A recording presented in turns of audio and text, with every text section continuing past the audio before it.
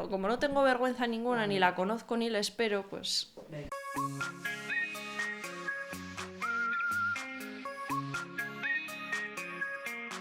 Siempre me sentí identificada con los protagonistas. Pensaba que eran como yo, los que llevan la historia, los que toman decisiones, los que lo entienden todo. Hasta que un día, leyendo un clásico, me di cuenta de algo incómodo. En la vida real, yo soy más como ese personaje que nadie escucha, el que está ahí en segundo plano, viendo cómo todo se desmorona sin poder intervenir. Y entonces me hice esta pregunta: ¿y si esta historia la contara ese personaje? Nos encanta pensar que el protagonista es el héroe, pero ¿y si el protagonista solo es el que más habla? ¿Y si su versión no es la verdadera? Hay personajes secundarios que, si pudieran hablar, nos dejarían la cabeza del revés. Te traigo 3 ejemplos que lo prueban. El Gran Gatsby, contado por Daisy Buchanan. La historia nos la cuenta Nick, un narrador aparentemente neutral, pero que está claramente fascinado por Gatsby. Todo lo que sabemos de Daisy lo sabemos a través de su mirada o de la de Gatsby. Pero ¿y si Daisy nos contara su versión? ¿Y si Gatsby no fuera un romántico trágico, sino un acosador obsesionado con una mujer que ha seguido con su vida? ¿Y si Daisy no fuera una mujer superficial, sino una esposa atrapada entre las exigencias sociales, un marido infiel y un antiguo amor que la romantiza hasta hacerla desaparecer como persona? Daisy no es simpática, pero tal vez es porque está sobreviviendo. Tal vez el Gran Gatsby no es tan grande cuando dejamos de idealizarlo. Harry Potter, contado por Neville Longbottom. Sabemos que Harry es el elegido, pero también sabemos que Neville podría haberlo sido. Ambos nacen en fechas cercanas. Ambos pierden a sus padres. Ambos sufren en Hogwarts. Pero mientras Harry tiene fama, aliados y una historia épica, Neville solo tiene dudas, torpeza y una valentía silenciosa que nadie aplaude. ¿Y si la historia la contara Neville? ¿Veríamos a un niño que crece sin expectativas, pero que al final es el único que se atreve a plantar cara a Voldemort mientras todos están caídos? ¿Veríamos a alguien que lucha desde el miedo y no desde el destino? Y tal vez eso es mucho más heroico. ¿Qué pasa si el verdadero protagonista no es el que aparece en la portada, sino el que nadie esperaba? Crimen y castigo, contado por Sonia Marmeladova. La historia se centra en Raskolnikov, un joven que asesina a una vieja usurera y se pasa la novela justificándolo con teorías filosóficas. Pero, ¿y si escuchamos a Sonia, la joven prostituta que lo acompaña en su redención? Sonia también vive la pobreza, también sufre, también busca sentido, pero nunca asesina a nadie. Ella elige la compasión, el sacrificio. Sin embargo, es tratada como una figura secundaria, casi mística, como si solo existiera para redimir al protagonista masculino. ¿Y si Sonia nos contara la historia? Tal vez veríamos a Raskolnikov no como un genio atormentado, sino como un chico egoísta que juega a ser Dios. Tal vez nos cansaría tanto dramatismo masculino. Tal vez nos indignaría la forma en que se usa a Sonia como redención, sin preguntarse qué quiere ella. Cada historia que crees conocer tiene otra historia debajo, contada por alguien que no tuvo voz. ¿Y si empezamos a escucharla? Vamos a hacer un pequeño experimento. Coge cualquier novela que te guste y ahora responde. 1. ¿Qué personaje tenía razón pero nadie le hizo caso? 2. ¿Qué pasó fuera de escena? 3. ¿Qué secretos se ocultan en los diálogos secundarios? Cambiar el narrador no es solo un ejercicio literario, es una forma de descubrir todo lo que la historia calla. Cuando dejas de mirar al protagonista y giras la cámara hacia el margen, es como si le quitaras el velo a la historia. Orgullo y prejuicio, narrado por Lydia Bennet.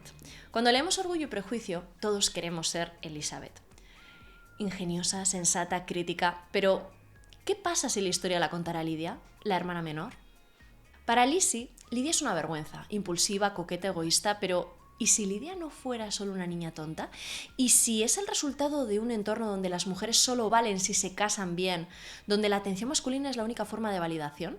Imagina que la historia empezara con Lydia diciendo: nadie me tomó en serio, pero yo también quería ser feliz, solo que no sabía cómo. De repente, no es una nota de humor ni un escándalo al final, es una tragedia silenciada. ¿Y si Mr. Darcy fuera un snob y Lizzie alguien que juzga demasiado rápido? ¿Y si Lydia simplemente fue la única que no supo fingir? En muchos thrillers, el protagonista es el detective, la víctima o el héroe moral. Pero si cambiamos la voz narrativa, entramos en una zona un poco incómoda. ¿Qué pasa si el villano tiene una lógica que no queremos escuchar? Pensemos en El silencio de los corderos, por ejemplo. Clarice Starling es una heroína brillante y vulnerable, y Hannibal Lecter es el monstruo. Pero, ¿qué ocurre si vemos la historia desde el punto de vista de Hannibal? Lecter es un asesino, sí, pero también es un genio que desprecia la vulgaridad, la corrupción, la crueldad disfrazada de normalidad. Y si su violencia es una forma extrema y distorsionada de justicia estética y moral, y si Clarice es solo una pieza más en su juego, una figura manipulada por el sistema, y si el sistema es más monstruoso que él mismo, cuando el supuesto villano tiene un código más claro que los buenos, todo se tambalea. Y empezamos a hacernos preguntas incómodas. ¿Qué es el bien? ¿Y a qué precio se impone? Esto es lo que pasa cuando cambias de perspectiva. Los márgenes se llenan de significado, los villanos se humanizan, los héroes se cuestionan. Y tú, como lector, te conviertes en alguien mucho más difícil de engañar. Cambiar el narrador no solo cambia la historia, te convierte en un lector más atento, más crítico, más empático. Aprendes a leer entre líneas, a notar lo que falta, y eso, créeme, lo cambia todo. Uno de los ejercicios más potentes que puedes hacer como lector es preguntarte: ¿qué está pasando mientras el protagonista no está mirando? Porque la historia que te cuentan es solo una parte, la otra se esconde entre líneas, en los márgenes, en lo que no se dice. Matar a un ruiseñor, narrado por Calpurnia. La novela está narrada por Scout, una niña blanca, hija de un abogado que defiende a un hombre negro injustamente acusado por violación.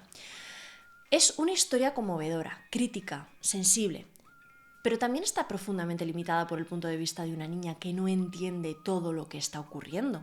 Ahora imagina esto. ¿Y si la historia la contara Calpurnia, la criada negra que vive con ellos y que en realidad ve absolutamente todo? Calpurnia es la figura materna de Scout, pero también es una mujer negra en el sur de los Estados Unidos en los años 30. Es testigo del juicio, de la tensión racial, del miedo, de la injusticia. Pero apenas tiene una línea de diálogo. ¿Y si escucháramos su versión? No sería una historia sobre la pérdida de la inocencia, sino una historia sobre la resistencia silenciosa, sobre lo que significa cuidar a una familia blanca mientras tu propia comunidad es aplastada. ¿Y si Calpurnia no ve a Atticus como un héroe, sino como alguien bien intencionado pero limitado, que nunca llega a comprender del todo lo que está ocurriendo, lo que está en juego? Y eso nos obliga a hacer una pregunta incómoda. ¿Cuántas veces creemos estar leyendo una historia progresista cuando en realidad seguimos centrando el foco en quienes ya tienen voz? 100 años de soledad narrado por Ursula Y. Warren. Macondo gira alrededor de hombres de la familia Buendía. Son ellos quienes se obsesionan con la alquimia, quienes van a la guerra, quienes sufren maldiciones, quienes huyen o se autodestruyen. Pero hay un personaje que está ahí desde el principio, observando, sosteniendo, resistiendo. Úrsula. Úrsula ve cómo su familia se repite y se descompone. Ve pasar generaciones enteras y no solo sobrevive, actúa, cría, protege, advierte. Pero no es la narradora, nunca oímos la historia desde su conciencia. ¿Y si la historia la contara Úrsula? ¿No sería la epopeya mágica de unos hombres excéntricos y trágicos? Sería la historia de una mujer lúcida que ve con claridad cómo se transmite el daño de una generación a otra, que entiende el origen de las repeticiones, que carga con el peso de todos y no deja que la casa se derrumbe, literalmente, hasta que ya no puede más. Úrsula es la única que entiende el tiempo. Si su voz narrara 100 años de soledad, no sería una espiral de destinos mágicos, sino un aviso sobre lo que pasa cuando nadie escucha a las mujeres, sobre el peligro de ignorar a quien ve desde fuera. Tal vez 100 años de soledad no es solo una historia de hombres condenados, sino la historia de una mujer lúcida a la que nadie dejó hablar. Leer desde los márgenes es leer con más verdad, porque la historia que no se cuenta muchas veces es la más importante, solo que hay que saber mirar en la dirección que todos ignoran. ¿Y si estamos entendiéndolo todo mal? Hay algo profundamente inquietante en la idea de que tal vez llevamos años entendiendo mal nuestros libros favoritos. No porque los leamos mal, sino porque los leemos desde donde dijeron que teníamos que mirar. Desde el centro, desde el foco, desde el personaje que más habla o que más actúa. Pero si apartas la mirada solo un poco, si te fijas en ese personaje que solo aparece una vez y nunca vuelve, o en ese otro que hace una advertencia y nadie le escucha, ¿y si ahí está la historia real? En Rebeca, de Daphne du Maurier, todo gira en torno a la figura ausente de Rebeca. La narradora es insegura, callada, obsesionada. Pero ¿y si la historia nos la contara Rebeca misma? ¿Y si no fuera el fantasma de una mujer perfecta, sino alguien que fue silenciada, manipulada o incluso víctima de una gran injusticia? ¿Y si el amor del protagonista no fuera tan romántico como parece? Cuando cambiamos la perspectiva, muchas veces no solo cambiamos el foco, sino el juicio moral. El protagonista pasa de ser víctima a verdugo. El antagonista de monstruo a mártir, el narrador de confiable a sospechoso.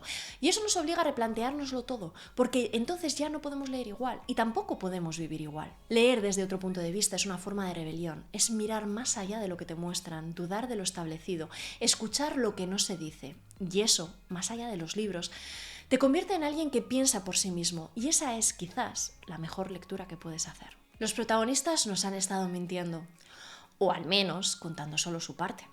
Pero tú puedes hacer algo al respecto, volver a mirar, volver a leer, volver a escuchar, porque cada historia tiene otra historia detrás y a veces la más verdadera es la que nunca se contó. Déjame en los comentarios qué libro te gustaría ver desde otro punto de vista. ¿Qué personaje te da curiosidad? Si te ha gustado este vídeo, no olvides darle a like y suscribirte. Si este vídeo llega a 100 likes, haré una segunda parte sobre más libros que cambian por completo si se enfocan desde el punto de vista de uno de sus personajes secundarios. Pero de momento me despido hasta el siguiente vídeo. Que tengáis unas maravillosas lecturas. ¡Chao!